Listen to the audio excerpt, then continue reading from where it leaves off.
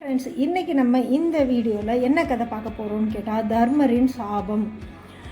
என்ன அப்படி சாபம் நடந்துச்சு அப்படின்னு கேட்டால், குருச்சேத்திர போரின் முடிவுக்கு பிறகு பாண்டவர்கள் ஜெயிக்கிறாங்க.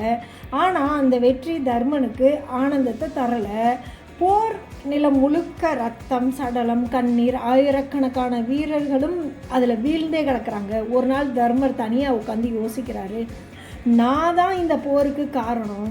என் ஒருத்தனோட முடிவு, என்னோட ஒருத்தனோட சூதாட்டம், அந்த எண்ணம் இவ்வளோ பெரிய அழிவுக்கு காரணமாக ஆயிடுச்சு அப்படின்னு சொல்லிட்டு அவன் மனக்கசப்போட, நான் இந்த ஹஸ்தினாபுரத்தோட ராஜாவாக நான் உட்கார மாட்டேன், ஏன்னா அதுக்கான தகுதி எனக்கு இல்லை அப்படின்னு அவர் முடிவு பண்ணுறாரு.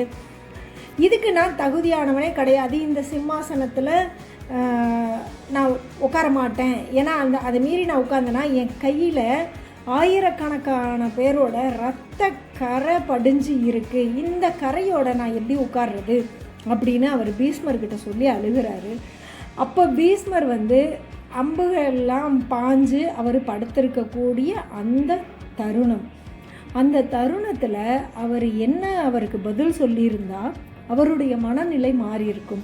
இது அந்த ஹஸ்தினாபுரத்தோட போர் நடக்குது இல்லையா, அந்த போரின் கடைசி காட்சியில் தான் இது நடக்குது. அவர் ரொம்ப சோகமாக உட்கார்ந்து, இவ்வளவும் இந்த போருக்கு நடுவில் இவ்வளவும் நடந்ததுக்கப்புறம் இந்த மகுடத்தை நான் ஒருபோதும் என் தலையில் சூடவே மாட்டேன், அது எனக்கான தகுதியே கிடையாது அப்படின்னு அவர் புலம்பும்போது பீஷ்மர் கொஞ்சம் கூட யோசிக்காமல் அதாவது சாக போகிறோன்னு தெரிஞ்சு அர்ஜுனன் விட்ட அம்பு படுக்கையில் தான் அவர் படுத்திருக்காரு. ஆனால் அந்த படுக்கையில் படுத்திருக்கும்போது கூட சிரிக்கிறாரு. எந்த அளவுக்கு அவருக்கு அந்த பீஷ்மரை உண்மையிலுமே பிரம்மச்சாரியத்தை கடைபிடிச்சவர், அவராக நினச்சாதான் உயிர் துறக்க முடியும்ன்ற நிறைய மிகப்பெரிய கதைகள்லாம் அவரை பற்றி இருக்கு இல்லையா.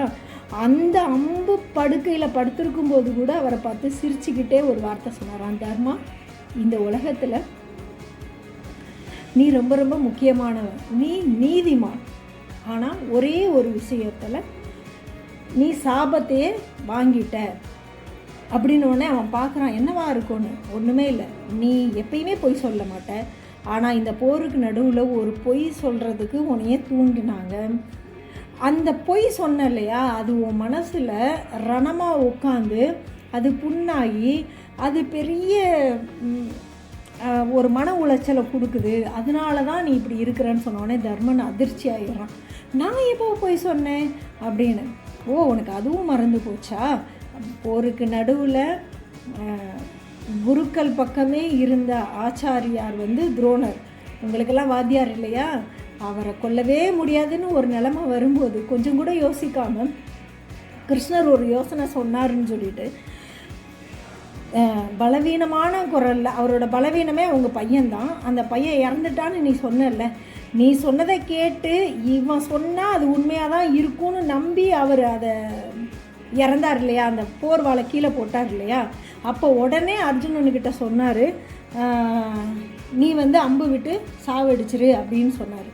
அது அப்போ நீ சொல்லும்போது அந்த வார்த்தை என்ன சொன்ன, அஸ்வத்தாமா ஹதே நரோவா குஞ்சரோ வா, அதாவது அஸ்வத்தாமா இறந்தான், ஆனால் அது மனுஷனா யானையான்னு எனக்கு தெரியலன்னு சின்ன குரலில் தான் சொன்னேன். பட் இருந்தாலும் அது உன்னுடைய மனதை காயப்படுத்துது, அதனால் அதை நீ யோசிக்க வேண்டாம், நீ நல்லபடியாக நாட்டை ஆளு அப்படின்னு அவர் சொல்கிறாரு. இந்த ஒரு பொய்யால் தான் அதை தெரிஞ்சுக்கிட்டோடனே அவன் அதிலேருந்து மீண்டு வர்றான், மனசை திடப்படுத்திக்கிறான், இனிமேல் பொய் சொல்ல மாட்டேன் அப்படின்னு தனக்கான தவறை உணர்ந்துட்டான்.